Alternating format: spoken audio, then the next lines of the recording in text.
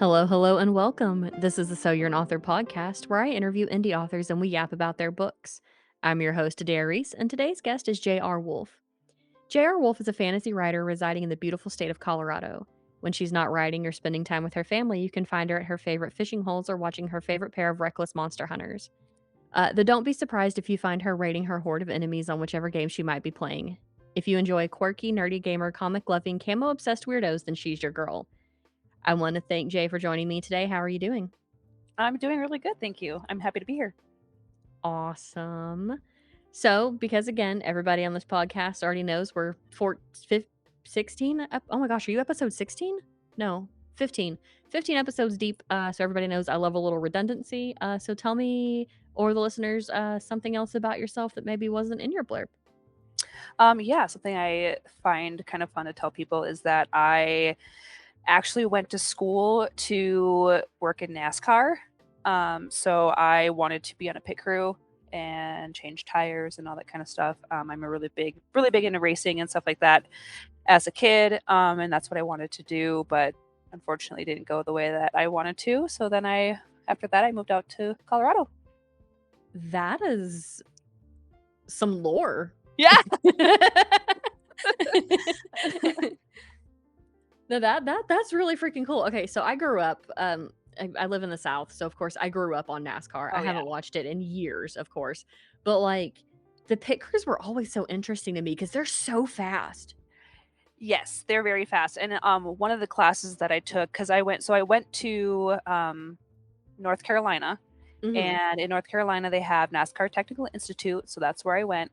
And they actually, like, one of the classes that they had was a pit crew class, so you actually got to do pit crew stops on an actual like stock car. It was so much fun. That's crazy. Actually, it was so my instructor, he is the one. So I don't know if we probably didn't talk about this, but my nickname is Snorky, and it's been that way since that instructor gave it to me. And it's Snorky because I snort when I laugh, but I also, like, if you get me going really bad, I kind of make like this inhaling donkey sound. So he came up to me one day in pit class, and he takes my name badge and he writes Snorky on the back, and I'm like, what the heck is that? He goes, that's you, and just walks away. And so since then, everybody has always called me Snorky, and even my husband, like, that's what I named, like, my gamer tag is Alpha Snorky. And so when I first met him, like, he called me Snorky, and he continues to call me Snorky. I call him his gamer tag, which is Fing Ding. So most of the time we don't even say our real names, it's just our gamer tags. I absolutely love that. I would mention my gamer tag, but then I would be doxing myself, and nobody needs to know my real name other than my family, my kid, and my fiance. So that's very fair. But I love that. That's crazy. I swear, I meet some of the most interesting people doing this because, like, I bet. I've found some of us writers have some interesting background lore because, like, Yes. what do you mean? Right. Oh, that is so great. Okay, so obviously you wanted to do NASCAR stuff, but that fell through. So was writing something that you kind of picked up after that, or was it a part of your life before that? Like how when did you start writing? Yeah, so I actively I started writing in 2017. First book was published in 2019, but I've always enjoyed writing. When I was a kid, my grandmother, on a, dial-up internet computer, I would go and write these short stories for her, and she would actually print them out, and she put them into a folder for me. And then when I got older, she basically said, like, look, I've kept all these. I think these are great. I think you should continue doing it. And she made me promise to write a book at some point in my life, whether it was a short story or a novel or whatever. And so when people look at my first book, A Sea of Unfortunate Souls, you'll see in there the dedication is to my grandmother, who I called Mugga. And unfortunately, she did pass away in 2013, so she wasn't able to see my book, but she was definitely my inspiration behind actually actively writing and getting into it. I love that so much. I'm not getting emotional. You are. Right? Yeah. Yeah, she and I were very, very close. I lived with her for a little while and things like that. So she's was actually my grandfather, her husband. He's the one that got me into NASCAR. He got me my first little race car. And so like them two were big influences on my life. I love it. Yeah. I'm dying in the best way. Ugh, I'm not teary-eyed now. You are. I don't know what you're talking about. Go Right? away. Don't go away. We still have an interview to do. No, We're only 6 minutes in. This through can't be this. the shortest interview I've ever done. Oh, that's funny.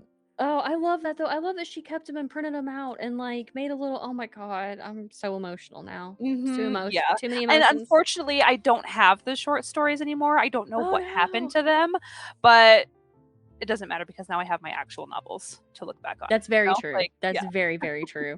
And I mean, heck, you've got a whole series like published, and so few of us authors can say that we've done that, you know. Yeah. So you're way ahead of the crowd.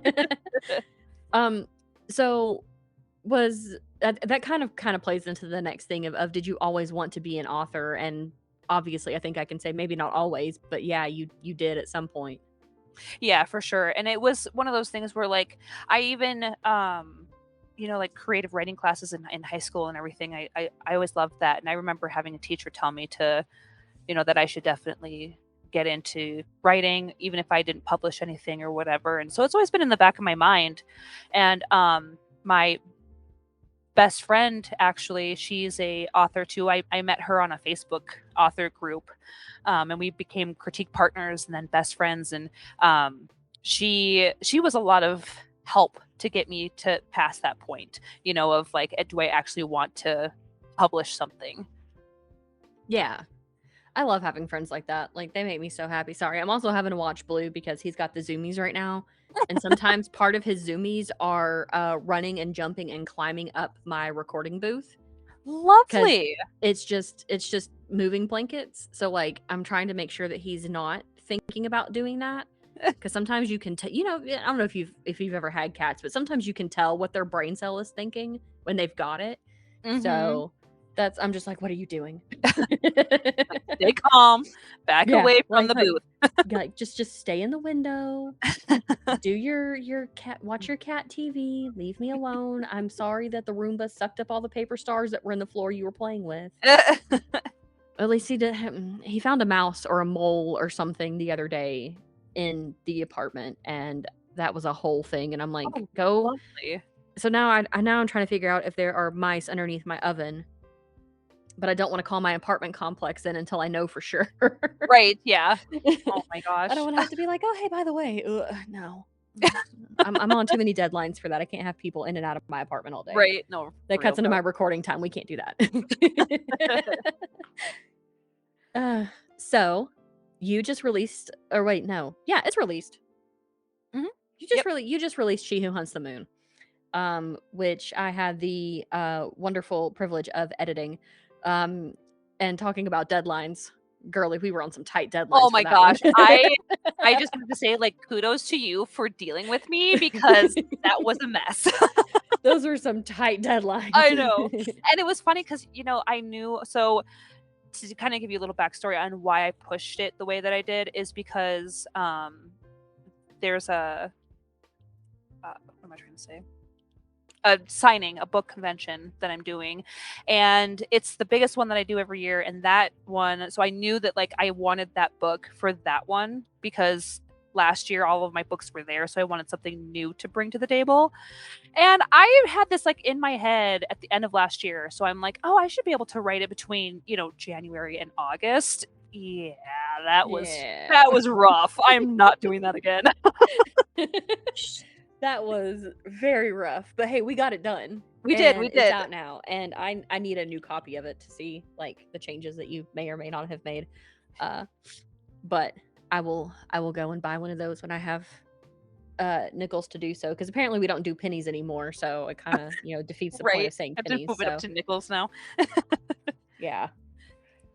Yeah, no, that's funny that you say that, because the deadline thing, because even my husband was like, all right, now that you're done, are you going to be done for a little while? Or are you jumping right back in? This is no.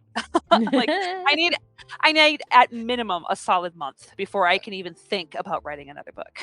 Right. You're like, look, I have to let my brain relax for a minute and then I'll work on I really hope that you're working on the sequel to that one, because that cliffhanger, Girl. I you don't understand. I was editing this on the 4th of July, sitting out waiting on the fireworks to start with my iPad and my little chair out on the golf course around here. I'm editing it as I'm going, and I get to the end, or like, as I skimmed through it to like Yeah. kind of see where things were, to see like if what I was, saying, hey, we should like maybe look at this here or whatever.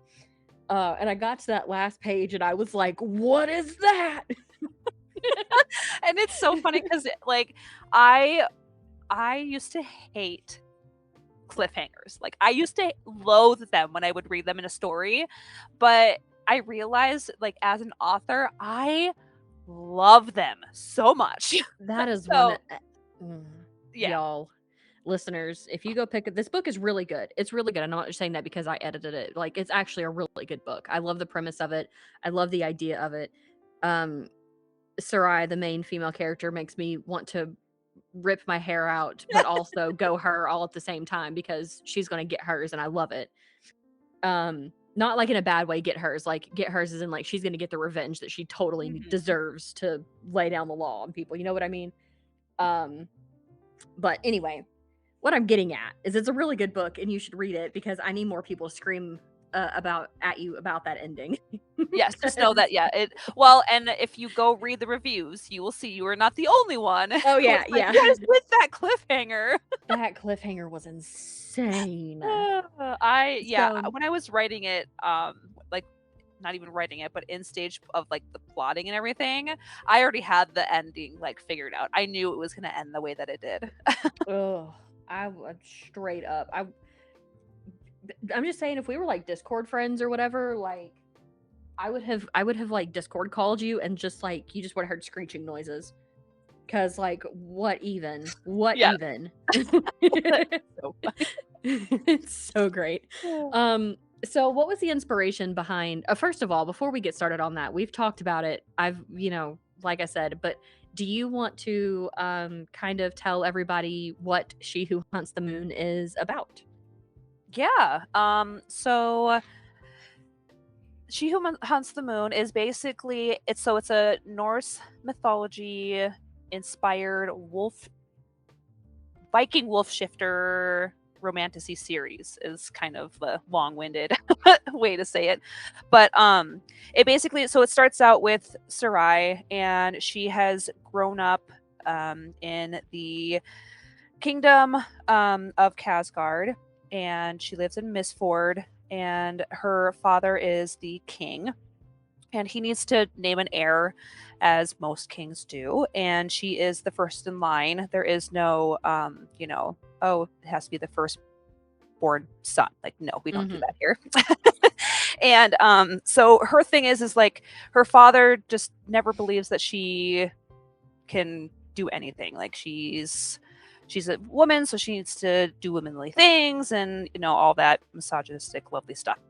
So she decides that she's going to continuously try to prove herself. So she grows up, trying to learn the ways of the Alfari, and unfortunately it doesn't help. So she decides that she's going to try and kill the Wolf King. And basically, well, back up a little bit. There's a bear that's terrorizing the villages, and so that's how the story starts. And she takes out the bear, brings the bear's head back to her father, and is basically like, look, I just did what your hunters couldn't do. This is proof that I'm strong enough, I'm capable enough of keeping our people safe. And instead of him saying, oh, great job, he's like, you're reckless. This just proves that you don't deserve the spot. And so once again, she's like, I need to do something even bigger to get his attention. And there's this war going on between the wolves and her people. And so she decides, I'm just going to end it by killing the Wolf King. So she sets out on her little journey to do so with her two brothers and her best friend. And then they end up getting caught. And then she is now in the village of the wolves that she is supposed to hate. And it's just her finding out the truth of her past and going through these trials. And then that's the gist of it. I do have to say the trials that you have in that book are probably some of my all-time favorite trials and books that have trials. Really? Yeah, yeah, and I mean that because so I'm obviously not going to give away too much because I want people to read this. But Sarai is one of those characters where you're like, okay, she's kind of like she's a very stubborn, very set in her ways, very uh she's been very formed by the way that she was raised Mhm. and how her father doesn't believe in her, all the misogynistic stuff that goes on with him, which I really, really can't wait for that man to get his comeuppance one day. Oh, it's gonna be great. I'm just gonna say that. Like, it's gonna be chef's kiss. Like, I'm so ready for it. You have no idea how badly I want her to just rip his throat out with her teeth Yes. if she can. Like, that's how I want it to go down as a reader, um but the trials change her, but in a way that probably the readers aren't expecting, I think. Mhm. They don't it's just one of those things you're gonna have to read, but they are definitely some of my favorite because they're not just they're not just physical trials. They're emotional trials. They're trials of her um processing things that she never really got to process. And so I love it. I think it was absolutely great. I was locked the fuck in on those trials and I was like, this is so good. And yeah, see, when I was writing it, I knew that, like, I wanted there to be trials, but I didn't want them to be your typical trials, like, like when just throwing them into a Hunger Games kind of situation. So, to give a little bit, because I think we can give kind of a thing, it's this dream world, essentially. So she basically gets put into her own mind, and it's her Mhm. navigating the mental aspects of everything that she's been put through and everything that she's going to be put through. And the last trial was definitely personally my favorite, and I'm sure you can see why. Oh But yeah. Yeah. yep. But no, I absolutely adored those trials. And I'm like I said, I'm really picky about trials, especially because so many people do try to do like the Hunger Games trials, Mm, or like Maze Runner or something like that. And so right. like it's just so nice to see something kind of more, I don't know, inward instead of outward, Yeah. Yep. Completely So like agree. that was something that I just absolutely adored. Well, Um thank you. you're welcome.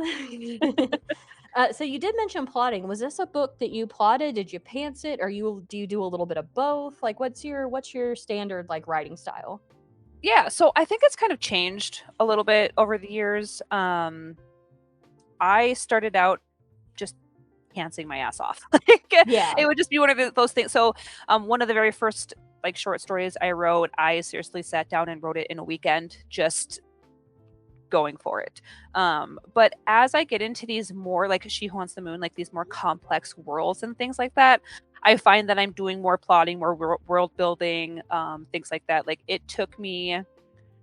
I mean, this book started out completely different a few years ago. Completely different world, different idea, and so now it's just become this, like I said, completely different thing that's taken me a long time of building the world. But as far as like the plot of the story, um, I always have like bullet points of what I want to happen, and then Yeah. as I'm writing it, I'll add those things in and stuff. But I'm definitely one of those that I'll get halfway through the book and everything I have planned for the rest of it has just gone out the window because I've decided I'm going to do this instead. So I think I'm a combination of both, really. Hell yeah. I'm kind of well, that's a lie. I do like I call them discovery chapters.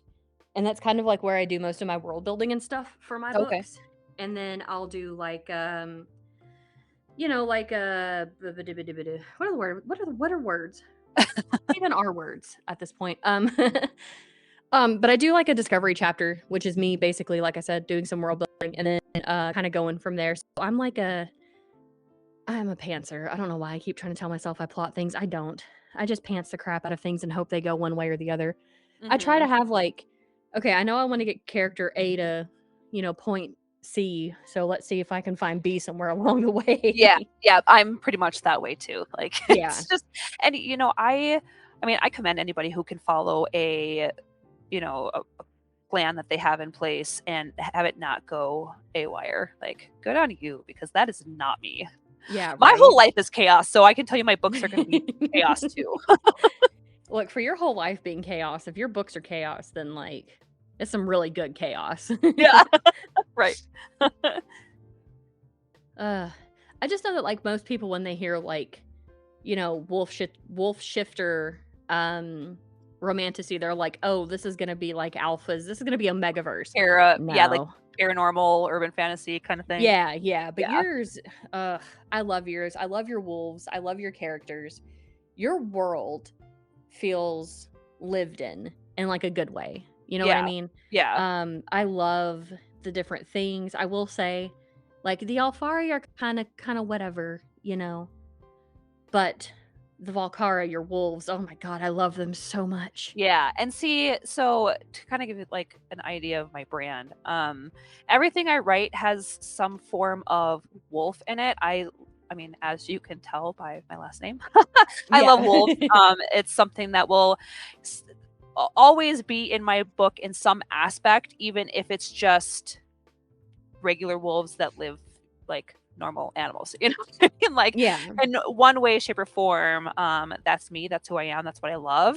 But I knew when I was writing She Who Wants the Moon that I didn't want to go with traditional werewolves. These are wolf, and I know that people are like, there's not really that big of a difference, but in my mind, like wolf shifters and werewolves are two very different things, Oh, right? they're very different things. Yeah.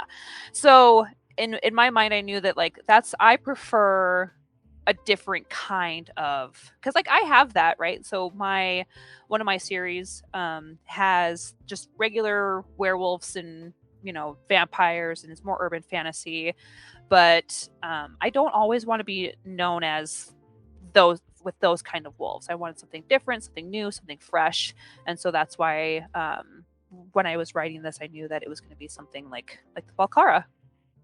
I love them so much. I love and again, I really really hope our listeners pick up this book and you really should because it's really good. But one of my favorite scenes is when Sarai is walking into um I forget the name of it now because brain. But when she's walking into the Valkara city or whatever and she sees the women like fighting and stuff and she's like, "Wait, what?"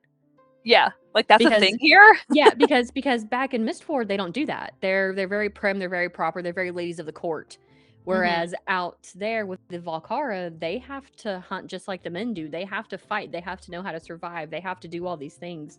Love it. It was Yeah, such a good like perspective shift for her and yeah, like getting to spend time with them and kind of see those things like, ugh, it's just so good. yeah, and I like that too because like well, I'm all about like women empowerment and feminism, yay! But so like having her like see that and know that she could be herself there, and I think Oh that yeah. because I'm not going to give obviously spoilers for other books, but when she finds herself back in Vrax, um, and with the Vrax, that's right. yeah, and with the Volcara, it's going to be completely different for her, and seeing her being able to grow into that, into that type of a person rather than what her father wants her to be is going to be chef's kiss. Oh, it is just the little bit that you did in this first one. Also, guys, I want to let you know this is the slowest burn to have ever slow burned. Um, these two, Sarai and Cade, have not tried to fully kill each other yet, but there was no hint of like any kind except Sarai blushing at things occasionally because she's like, "We don't do that at home. Why are you naked? What is going on?" Like, other than moments like that, because again, she's not used to it. There were very few moments of like, I don't even want to say there was really any kind of maybe sort of flirty banter, but not in the way people are expecting flirty banter. It's more just like, you know, Cade's trying to get under her skin and Sarai's like, "Excuse you?" Yeah. And I will say, so I love slow burns. I'm very much like I would prefer the burn to go for as long as possible. Oh, But yeah. so when I was writing this book, I thought about, changing that because in a lot of and I think that's one thing that there's a little bit of a misconception going around right now with some of the people that have read the book, and they're saying that it wasn't a romantasy, and I get that, right? Because there isn't any romance really in book one, but I scream into the void that this is a slow burn. Like you're not going to see that in a slow burn. Like if you want a slow burn, you're going to get with me anyway. It's going to be at least book 2 or 3 before they really start that connection, not connection, but like the romance aspect of it, because I love the tension and the build up and everything like that. So it's coming, just won't be until like maybe halfway through book 2. Yeah, I also love a slow burn. Like, I'm sorry, all through book 1, if you're telling me they're enemies to lovers, all of book 1, they should hate each other, like Sarai and Right. Cade do. Like, they hate each other, Yep. basically, and I Yeah. love it. I thought it was the best thing ever. I was like, "Yeah, that's right." She freaking hit him in the face or something. I really, really loved that because so many people, and again, this is, I don't think this is necessarily a hot take. This is like a mid-tier take. So many people think that just because something is enemies to lovers, they need to be enemies for the first 3 chapters and then lusting after each other for the rest of the book. I'm sorry, that's not how that works. That's not a Right. slow burn to me. That's not anything like that. Like, plus it is going to be a series. It is a romantasy. The romance just comes later. Um, Right. And like they say and that if you take the romance out, then it should mess up the plot or whatever, and I'm telling you it does, and I promise it does. What we find out about Cade and Sarai as the series goes on is their fates are entangled much more than they were in book 1. yeah, I also do love though that after things happened or whatever, that Cade wasn't instantly like, "Oh, she's my fated mate" or whatever, like off the bat. You know what I mean? Yeah, Um, yeah. maybe you have that plan for later books. I don't know yet. I mean, I kind of sort of know, but not really. I'm not saying anything. But it's not like things happened. I'm trying not to give spoilers. And then, like I said, Cade was just like, "Oh, she's my mate now. I have to, whatever." You're letting Right. the characters, you're letting the characters, you're letting, Characters. you're letting the characters organically grow and fall for each other and all this kind of stuff as they're learning about each other instead of having to have that fated mate bond thing that so many shifter romanticities do. Well, Um not to give it, I'm just trying to make sure I'm not giving spoilers here. Okay. So, um the fated mates is there, but like you said, it's not something where they find out and it's them navigating it. It's them falling for each other, then finding out they're fated. yeah, which I love. Yeah. So and that's the thing. Like I really did when I was sitting here planning and plotting and all this kind of stuff. I really thought about like how can I take these tropes and twist them in a way that's not just your cookie cutter, trope. Something that really brings more to the story than just the same regurgitated stuff. Hmm. And I really like that you did bring up kind of the mate bond with another pair in the story, but it wasn't in a way that was like, this is how you're gonna know that like Cade and Sarai are like this, or whatever. It was just kind of mentioned that yeah, this happens. Right. Um, Loved it. So great. I'm telling you guys, I could gush about this book for forever. I love it so much. It is so good. I need the rest of them to be written when you're not brain dead from Seriously. last Well, from and then, last minute edits. because I also write with a co-author, and we have a book that we're working on, and she's like, do you want to, now that you're done with that, like, do you want to, because we have it written, we just have to go through and do all of our edits and stuff like that. And she Mhm. goes, do you want to start that? And I'm like, yes, but also break. Yeah. You're like, let me do a couple of book signings. Let me chill for a minute. Like, Mhm. let me get my bearings. Let me figure out what year it is Yeah. anymore. And then we'll talk. Yeah. And goal is to, I mean, I would like to start writing the second book. Um Probably in like October is when I'm going to start I'm outlining and actively like coming up with the ideas and things like that. Cuz I will say, so like book 2 is going to be very focused on like Hunger Games meets gladiator games essentially. I think they're more Um gladiator games than Hunger yeah. Games, And though. like the Hunger Games aspect of it is more that it's like you don't have a choice in the matter and everyone's trying to kill you. But then then it definitely leans more towards like gladiator games. I don't know, have you read um Tale of the Sun Queen by I have not. No, okay. So there's essentially like it's like a bachelorette meets trials situation. So it's Hmm. very, very good, always highly recommended. But it's kind of like that, right? Where it's like they're not going for someone's hand, but each, I guess, trial, if we're going to call it that, is something different. Um, and now that I'm saying this, like I don't, I don't know what my point was by saying that, but other than just that's what book 2 is going to be about. Yeah, we were just talking about book 2. Yeah. Yeah. So I just think that like that aspect of it, plotting all of that and everything like that is kind of what I'm doing now. And then like I said, I'm hoping I can start writing it in probably like October, November. And this time I'm just very organically, I'm not trying to rush myself, and it'll be out when it's ready. Heck yeah, that's the way we do it around here. Except for Yeah. this last one. That one just decided Oh, it was gonna, yeah.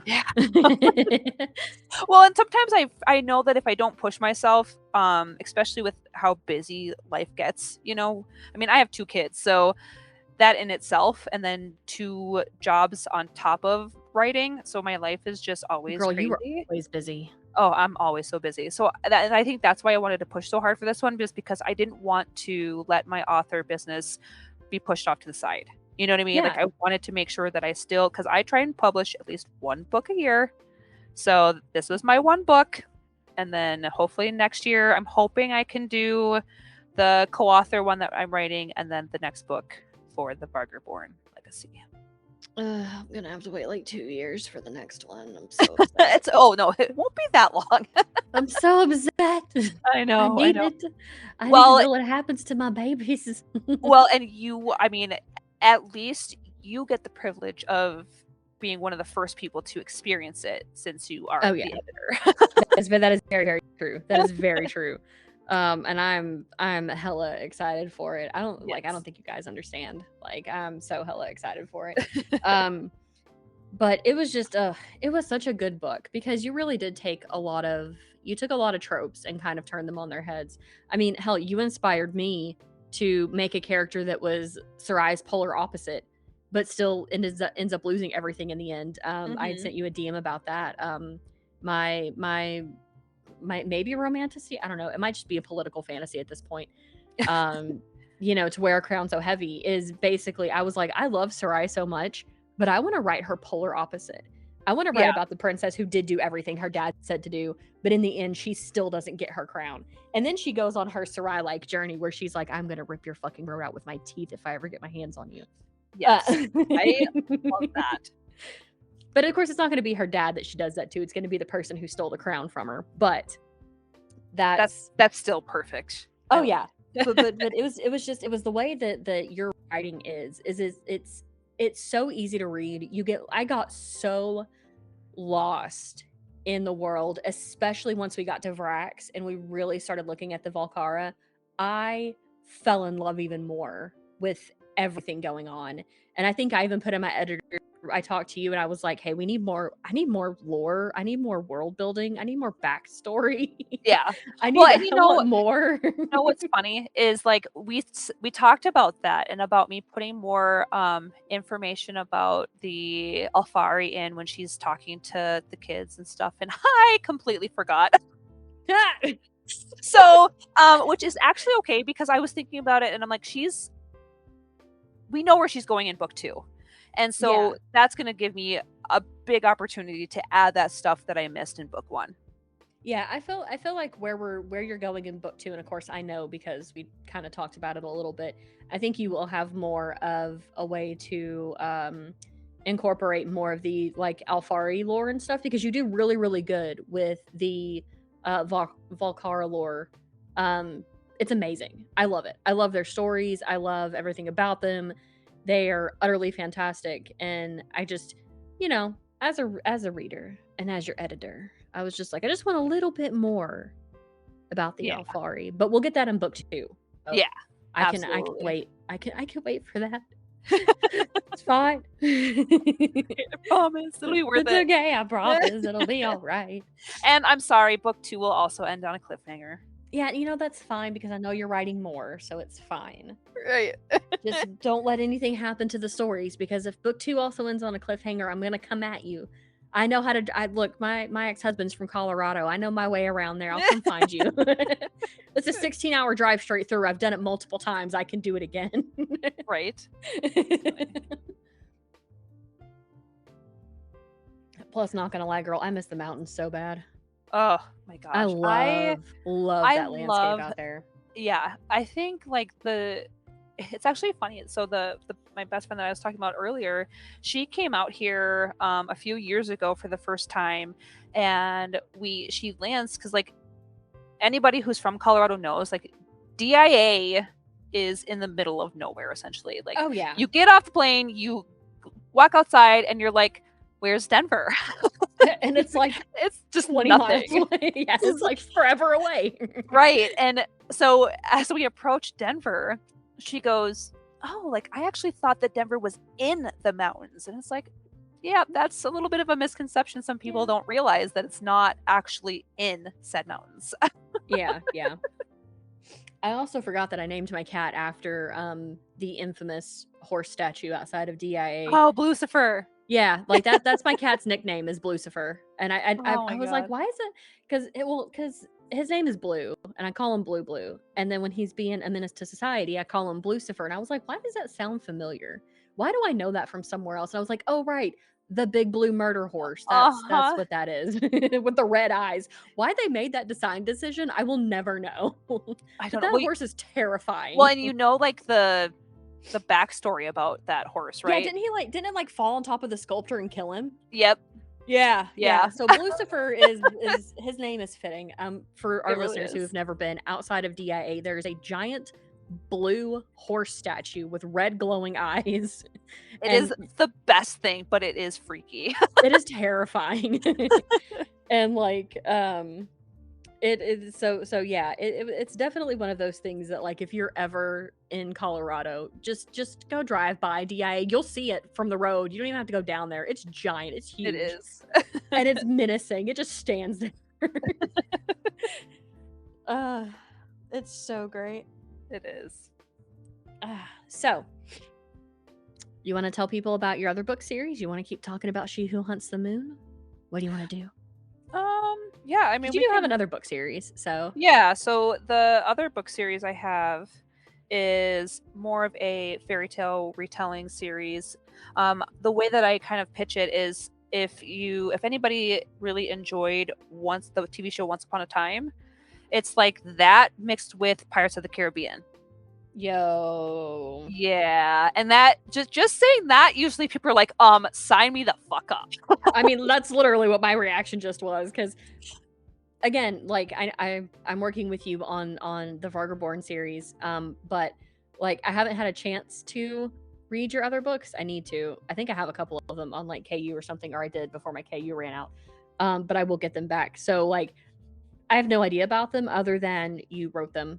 And if that means they're good to me, because again, I loved She Who Hunts the Moon so much. Well, and it's funny because you'll see, like, if you read that series, you'll see how much my writing progressed over that first year, because those are the first novels I ever wrote and published, so it's funny because I have gone back and I've read through them, and it's like each book, not just the plot and the idea and everything like that, but my writing gets so much better as each book goes. But essentially, each book is based off of a different fairy tale, but you have the same characters. So the trilogy is the first book is The Little Mermaid.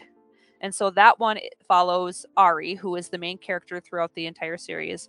And she is a monster hunter pirate captain who sails the seas hunting monsters. And the king has taken her sister hostage and basically says, you either go kill the worst sea monster in all of, the seven seas, or I'm going to kill your sister. And he says, oh, and you have to take this wizard, this evil wizard with you. And so she reluctantly does. And this wizard, I won't give any spoilers because he is a very prominent character, and his identity is hidden until the end. But end of book 1, I mean. But their banter is so much fun. Anyway, and so her ship gets she sees a shipwreck happening, and its sirens are like overloading the ship, and she realizes it's Captain Hook. So she reluctantly saves him, and he ends up joining her crew as well. And then Captain Hook and Little Mermaid are the love interests throughout the story. It's also enemies to lovers, of course, and that one is also slow. So then book 2 is them traveling to Neverland. So that one is very Peter Pan-esque. And then the end of the trilogy is a gender-bent Snow White. And that one ends the trilogy, but then there's 2 novellas that can't be read as standalones, but the characters show up in the main trilogy. And that one is, so there's one that's Robin Hood, and then the other one is a sapphic Jack the Giant Slayer meets Hansel and Gretel. Ooh, I like all of those. Yeah. And so that's a completed series. It was so fun to write. It's so funny when I love telling this because, usually when you start a story, you have the idea before you get like the cover and all that kind of stuff. One of my cover artists, she puts out pre-mades covers, every once in a while. And the cover of A Sea of Unfortunate Souls was there. And I was like, oh my gosh, I love that cover. I want it. So I picked it up and I built the story around the cover. I have done that. I have made a cover for something and I was like, I'm going to write this story. Mm-hmm. I have seen just like, I'm one of those people though. I'm like, hey, that picture looks really cool. I'm going to build an entire universe around it. Or, hey, I really like the idea of this song. I'm going to build a whole universe around it. Yeah. And that's kind of how this started. And at the time, fairy tales retellings were really big and everybody was doing them. And I was like, well, it's my first book. I don't want to do, because like I said, She Who Wants the Moon, that world was already something I knew that I wanted to write before this. Mm-hmm. But I knew that wasn't the book that I wanted to come out with because I didn't think my writing was ready for that book. And so I decided I'm going to just kind of start with something fun. And I love fairy tales and mythology, obviously, because, pretty much all my books have some sort of mythology in them. Hell yeah. But yeah, and that's just kind of how that started. And now it's a completed series. Nice. I love it. I love it so much. I remember when all the fairy tale retellings were going around. I almost choked on my own spit there. Jesus Christ, Jay almost died. Do that. It's been one of those days, okay? It felt. It doesn't help that like between the heat and like it also being, like the heat in the south and everything, it's also like still peak hay fever season, and I haven't taken my like allergy pill today, so I'm just like stuffed up and disgusting. So that probably didn't help. But anyway, what I was trying to get at is I remember when the fairy tale retellings were like super popular. They're still very popular today, even. Oh yeah, absolutely. And like the mythology retellings and all of that. And I've been kind of out of the reading space for a little while. I've been getting back into it over the last year or so. And I've been meaning to pick some of them up. So I guess I'll just start with yours. And that'll kickstart my little foray into retellings. Also Ariel and Captain Hook. I kind of love that. Yeah. It kind of, and it was funny. Again, my best friend who I've been writing with, her and I kind of did this together. So I started with that one, and then her fairy tale retelling books are it's kind of the same thing where it's like Captain Hook and Ariel, but they're not the main characters. The main character is Wendy and her Ooh. journey. And I won't give like big spoilers for her books, but she finds out that some big character in there is her father, and it puts her on this. I don't know. They're really, really good. Highly Ooh. recommend, especially if you're like an LGBTQ like supporter and stuff like that. One character is non-binary, and then she's got another character who's bisexual, and like, so she's very good about putting those kinds of things and those themes into her stories. And so that is one that I recommend. And then I also recommend there's a fairy tale retellings, which they're super unique and I really like them, by their co-author group, L. Madison and Robin, I'm going to butcher her last name, Male, but also very good. And I'm trying to think of what the first book is, like Thorns and something. I don't know, but it's definitely really good. What's your co-author's name? Or your best friend's name? Sorry. R.L. Davenor. Okay, cool. Just so the listeners know, so they can go, look everybody up. I might try to find links if I can. And she also has another series that's like the Hunchback of Notre Dame retelling meets Phantom of the Opera. Ooh. Yeah, also very good. So yeah, I always recommend her stuff to everybody because she's a phenomenal writer. I'm kind of into that. Yes. Also, I feel like Ariel and Captain Hook is very much like, I don't know how chronically online you've been. I honestly don't even know how old you are because I don't ask those questions all the time. But right. Like they just made me think back to like the days of like Tumblr crack ships, where like you would just pair people together because you liked their dynamic together. I feel like some fairy tale retellings where they have like yours with Ariel and Captain Hook and stuff. It just takes me back to the good old days of fandom before people tried to police it the way they do now. Right. I miss those days. I really miss those days. Yeah, I've never like was into, you said Tumblr, right? Yeah, well, yeah, fandom in general too. Yeah. And it's funny because like I never really like with fairy tales, right? Like I didn't even realize how big they were until I started writing. And it's just so fun to see how people can take a fairy tale and make it completely different. Oh yeah. I love it. They're so much fun to play into because like I know a lot of my authors that I've interviewed, myself included, we all cut our teeth on fan fiction and role playing and stuff like that. And honestly, just doing fairy tale retellings is just basically writing fan fiction, except they're all open domain, so we can actually, publish them. Right.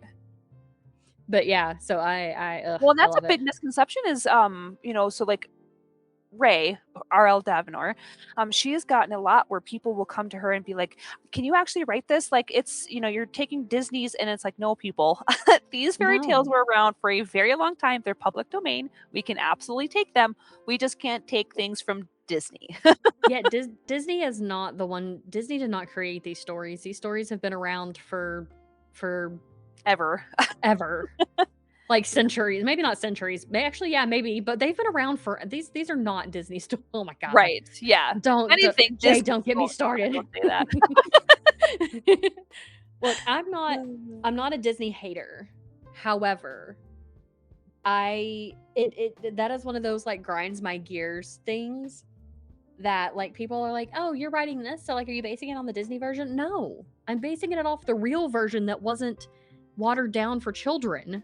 Right. And for me, because the series for those retellings is dark and twisted tales. So like you read that and you should already know that they're going to be dark and twisted, meaning they're not going to be your cookie cutter fairy tale. I twisted them into something darker and different. Yeah. Like, let me have my fun with my fairy tales. Quit telling me that they're Disney. Yes. Don't make me get on my soapbox because I'll do it and I won't come off for like another hour. Again, I promise one day I will get my ass in gear and start making YouTube videos about things like this. I need to keep writing these topics down because like, ugh, I get Yeah. so passionate about it. And then poor KG has to listen to me rant about it for like an hour. That man is a saint. That's great. That's what partners are for, though, right? Like, right? You rant. Yep. Oh yeah, yeah. Like, I think one of the newest rants that I don't think I went on it for about that long, but I watched a new anime recently called Burn the Witch, and it takes place in London.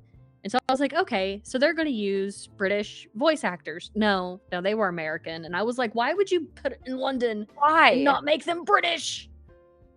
Like, then Right. I've got shows that are absolutely brilliant, like Witch Hat Atelier, which takes place in somewhere that's not London, but all of their voice actors are British or do British voices. The main voice actor for Kiefer is actually American, married to a British man, and his British accent is so fucking good. Like, I hope that my British gets that well one day, because I would love to do more voice acting. Along with my audiobook narration, but Yeah. I really want to step into like doing some British stuff, kind of like what I did for you with She Who Hunts the Moon for Human Voices Only. Like, I loved doing that. It was so much fun. Yeah. Yeah, I've thought about narrating my own book, but I'm like, I'm one of those people where I'm like, I don't like my voice. I don't think I have the voice for it, so I don't know that I'll ever do it, but I just think it'll be fun above anything else. You know what I mean? It is frustratingly fun. Yeah.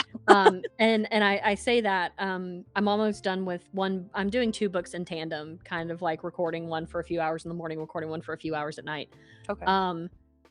And they're both wildly different from each other. One's a literary vampire novel, the other is a sapphic necromancer romantasy, basically. So wildly different from each other, different character voices and stuff. But it is fun, but it's frustrating because you'll get into a flow state and then like you'll trip up over a word and it like throws off your narration. You're just like, I don't want to do this anymore. Yeah. Well, and I'm one of those that like my brain moves much faster than my mouth does. So I stumble all the time, and I'm like, that would probably be something that would drive me nuts. Yeah, it sometimes takes me up to like almost an hour sometimes to record a chapter because like I'll stumble over words or I'll add words and I'm like, that's not there. What am I doing? It's a lot of talking to yourself. Yeah. And I honestly, this was like the podcast and the audiobook narration and stuff was something I never thought I'd get into because I can't stand the sound of my own voice.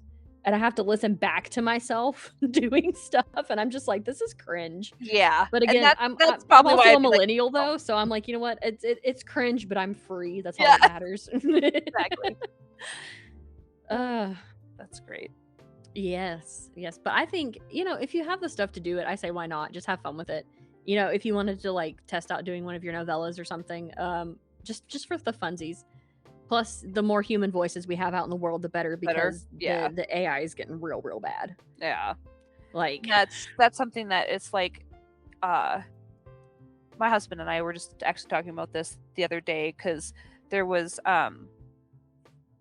he had a question about, I can't remember how it got brought up, but I wanted to kind of show him because, like, I'll say this, my husband is not tech savvy. He doesn't really pay attention to stuff. He's very like hands-on, whatever. So he didn't really understand like the ins and outs of AI all that much. And so I went and I kind of like gave him an example and I was like, look, like listen to this. And it was just like an AI, I just threw a paragraph I just wrote something up really quick and threw it in there. And I was like, listen to this.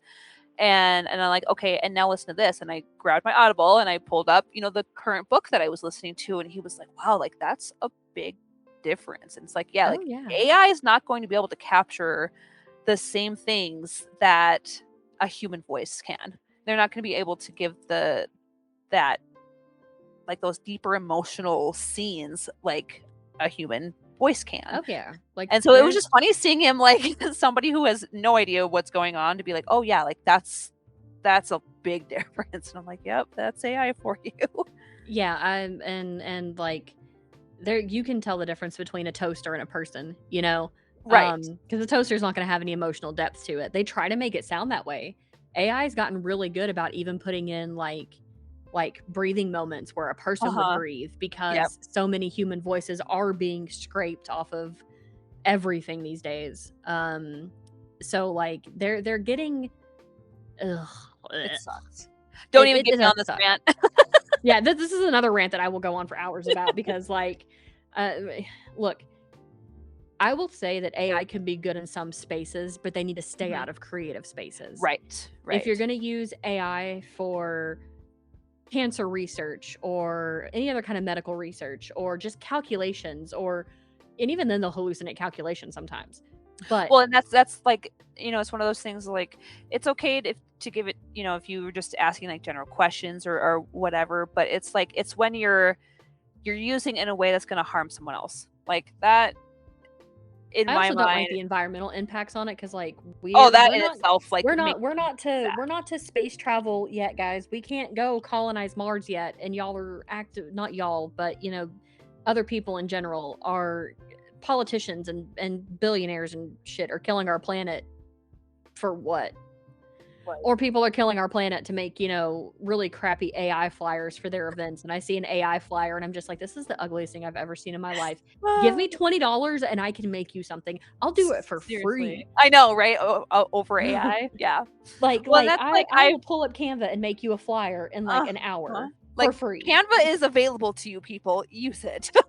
Oh my And I know that, gosh. and that's the thing that kind of sucks too is like, there's AI bits in Canva where you can ask it to create you something and stuff like that. And that I think that's kind of what makes me sad is that these companies will add the AI stuff to their Oh creative yeah. spaces. And it's just like, guys, like you're built for people to create on you, not for you to have AI there to create it for them. Like I'm they have so other situations for that. Yeah, I'm so waiting for the AI bubble to just fully pop and then people start pulling it out of their products and everything. That's why I love my writing program that I use, Emberwrite, because it's Mhm. desktop based, but they are staunchly anti AI. Yeah. It was created by two guys. One of them was a writer, one of them was a software dev, and the guy was like, "I want something that's kind of like Scrivener, but a lot easier to use." And girl, let me tell you, I backed them on Kickstarter. When I first found out about them on Threads, surprisingly, somebody was like, "Oh, go check this out," and I was like, "I'll go take a look." Backed them instantly. They have made some amazing updates to this program. And It is what did you say it was? Ember It's Bright? called Emberwrite. Ember Right. I'll Yeah, have to look like that up. ember, like fire, and then write, Okay. like, you're writing something. Yeah. Um, Let me know if you're interested in I do have an affiliate link and a discount code, Yes, just definitely so you send that know. to me. Cause well, and like I've been trying to find one of my biggest issues with writing and stuff like that is because I do it all on Google Docs. And also use Notion. And with Notion, that's where I have like a lot of my world building. And I bought a Oh, author template, world building template, essentially, to girly. kind of help me.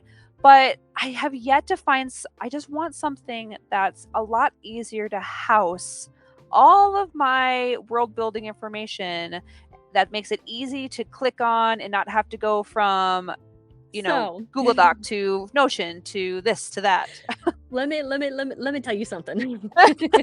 All ears. I'm gonna geek out for a minute. I do need to do more promotion for them anyway, so we can take a minute to do that because I do like I'll just tell you about them real quick. Yeah. Um, when you open up Emberwrite, you get to name your book or whatever. So let's say you put in like She Who Hunts the Moon, you hit create. That brings up everything from formatting to world building to placeholders where you put stuff in brackets. And then it has a tab that you can go to called placeholders. So when you figure out a name for something, Oh, you go to shut that, you up. hit yes, you hit replace all with whatever it is, and it replaces everything. Oh, that is It so highlights cool. character names. It takes care of everything for you. It's got a really cool interactive character profile thing that you can do. Like I literally sat in it for like 3 hours last night creating this stuff for my sci-fi novel, and just I haven't been on it in a hot minute because I've been so busy with everything else. But girl, it has everything in one space. You don't you it's got like so down at the bottom there's a little bar. And it's got like your homepage, it's got your manuscript, it's got world building stuff, it's got notes that you just want to put in there, it's got whatever you can do like dual screen in it. So like you could have like a draft up on one side of the screen and then like your dock on the other side. And you can like edit that way. It is amazing. It is Oh, that is glorious. It so is awesome. beautiful. I will send you my link for it, and I will also give you, like I said, the discount code. I don't have very many discount codes, but I will send you that. But it is, oh my god, it is so amazing, and Yeah, it, that it sounds is it amazing. is it is desktop only. You can write an offline though. So like one thing I like to do is I like to brick my laptop and turn off my Wi-Fi and just write, because then I'm not like tempted to go like get Yeah, on threads or something when I should be yeah. writing. So you can use it offline. And it is so amazing for putting just everything in one place. Yeah. And see, And and that might be where it's good for me, but also not, because I tend to do a lot. Well, I guess not really, because I could always write down the world buildings while I'm out and then enter them in when I get oh yeah, home. no, no, But no. You can actually import docs into it. oh, okay.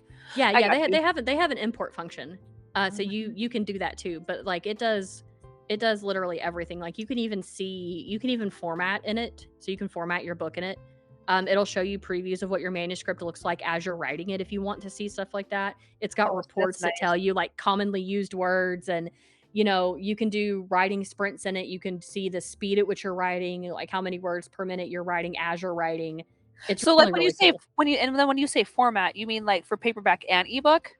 Uh I'll have to double check. And I know ebook for sure, but I also think maybe paperback as well, yes. Okay.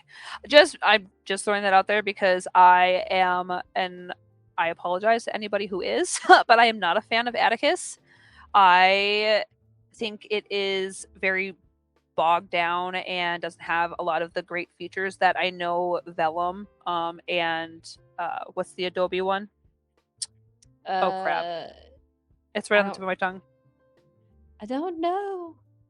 I can't think of it right now, but and like I've thought about using the one for Adobe because Ray, she uses that one, and the things that the versatility behind it is really great, whereas Atticus just doesn't have those really good versatility aspects of it. It's very, I wouldn't say very generic, but it's definitely not the greatest formatting software, unfortunately. And since Vellum you can't get on Windows, I'm kind of stuck. Yeah, yeah, no, I totally understand. Um, I'll have to look through it a little bit more, but I do know that they do have like a formatting. Like if I want to export my book right now, I'm looking at one of my old books as I'm here sitting here talking to you about it. I shouldn't say old books. But you can include scene images. You can do image labels and stuff when you Okay. export it out. There is stuff for drop caps. A chapter starts in EPUB. It looks like it is mostly EPUB. You can, Yeah. yeah. So it is just right now for ebooks only. Okay. Which I mean that's still cool. Oh yeah, They yeah. can And do that. like So there's a lot of advanced stuff you can do. You can do a custom EPUB CSS in it. Like you can add an ornament in, you can do all sorts of that's fun so little cool. Yeah, I'm interesting definitely gonna have to things. look into It's that. You can add a manuscript inside your already existing manuscript for rewrites. Like the dashboard is cool. I'm gonna do a video about it eventually, I promise. And then like you can everybody can see all the cool stuff I'm talking about. Yes. Um, but yeah, anyway, that was my pitch for Ember Right and how I think everybody should go and check it out. Also, formatting books is not something I'm looking forward to once I finally get mine done. I don't think mine's going to be like overly pretty with like things. Mhm. I'm very much I'm a believer in less is more. So I might have like maybe little like cute chapter header graphics, or maybe a cute little scene break here or there. We'll see. Yeah. See, But I personally find formatting so fun. I love to do it, but like I said, in Atticus, it's just not that ideal. And I am okay. Like I love to get special editions of books where it has all the cool like extras and stuff. But those are the books that just sit pretty on my bookshelf. Those aren't the literally ones that I'm actually reading, right? Literally staring at my special editions of The Knight and the Moth and The Invisible Life of Addie LaRue that I have not even taken out of their shrink wrap. So yeah, I get Yeah, that. I have the Fourth Wing Avalanche edition, the one where she went to the Avalanche hockey team. Yeah. Yeah. So Yeah. I'm a huge Avalanche fan. We have season tickets. So when that came around, I was like, yes, I want that. I want that book to sit on my bookshelf. And it's currently sitting there still in its cellophane. Like I'm not taking it out. It's just gonna Yep. be what it is. Yep. Those are how those two books are. Those are how other special editions I get will be. I found those two in the wild at Barnes and Noble of all places, so like I just haven't touched them. Yeah. But yeah. So I get it. I might have to hire you to format my book because I don't know nothing about all that stuff. I just write it and make the Yeah, covers look I would pretty. totally format for you. It's fun. Like I said, the only thing is like sometimes the when you put more in there, like your pictures and the, graphics and all that kind of stuff, sometimes if you don't do it right, Amazon and Ingram don't always like it. Oh yeah, So yeah. it's taken me a few books to really figure all that out, but I've definitely gotten to a good point. So if you definitely need someone to format, I will do it for you. Heck yeah. See, this is another thing this podcast is all about. This podcast is also about like, building up relationships with people so we can all help each other with stuff. Cause like I've got an artist that I can talk to about some stuff. I do audiobook narration and stuff and some Mhm. editing. Actually specifically for you. You're the only person I edit for. And then I've got like another formatter, then you can do that. And then we're also all writers, so like we can share like tips and tricks and resources and stuff. See, I love this. This makes me so Yes. happy. And I have been very fortunate to be friends with some authors who are trad published, some that are not trad published. I have a very wide network, so I'm always happy to like connect you with other people too. And Heck yeah. and that's like the person that did my map for She Who Hunts the Moon. Highly recommend her, and I will shout her name into the void because she does an amazing work. Her name's Amelia, and Oh I yeah, don't I've seen her stuff on Threads. yeah, Yeah. I don't know if I told you this or not, but she will actually send you the physical map that she drew because she draws all of her maps, and she's based in the UK, and so she drew my map, and then all I had to I just had to pay a small like shipping fee or whatever, and she shipped it out to me, so now I can have it. I'm gonna put it on a canvas and put it up in my room, up in my writing room. I love that. Also, Yeah, but perks of being engaged to a British man is I can just go to the UK when I want. So I could be like, "Hey, I'm gonna be over there like on this day." Like you could just ship it to his house. right, perfect. I love it. Just But get to that's save on like I those, said, like it's just so great to have like all these connections and this network. And I think that's one thing that's really great about the author communities is that most of us, not all, Yeah. most of us are all about sharing and um, kind of cheering each other on. And it's really great to see. And I'm really glad to be a part of it. Oh yeah, I love that I got on the Threads book community and author Mhm. community and kind of, grown from there. I met some amazing people. I'm in some amazing discords with people. I get to, you know, read books like yours. I get to take, I get to edit them. I get to narrate them. I get to do all sorts of. I'm not saying I'm going to narrate She Who Hunts the Moon, but again, you let me know Yeah. because KG and I can and will do duet narration, and he does have a deep he can do a deep growly voice. I don't know if you've heard him do his podcast yet, I don't think so. but No. oh, you should listen to it. It's really We'll have good. to. I'll, Yeah. pitch that here too while I'm at it because I'm just pitching everything today apparently with you. Um, but I'm just saying. But anyway, Yeah, and um, that's something that like I think is hard also as being an indie author and getting your books in audio is the cost oh associated yeah, with that. And I think that's my biggest thing. And I've seen people try to do, and it's really weird because Kickstarters are such a big thing, oh yeah. especially with special editions and things like that. But what's not is audiobooks for some reason. Like I've I had have quite a actually few. seen I have actually seen multiple Kickstarters over the last like 3 or 4 months since I've started doing my audiobook narration and I've kind of fallen onto that side of the Threads algorithm. I have seen multiple people do Kickstarters for their audiobooks. Yeah, and I've seen that too, but I've also heard, and I don't know how true this is or if it's just from, the people that I've talked to say that they're harder to fund.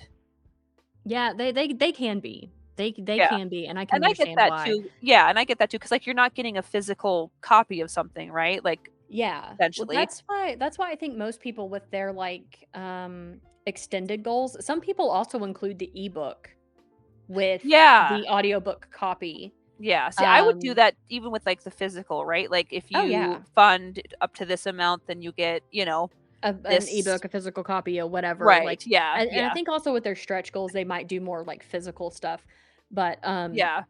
that's why I offer royalty share with a lot of my authors. I typically do it through ACX, but ACX is you can't go wide with it for, like, 7 years unless, like, Oh, I guess I didn't know that.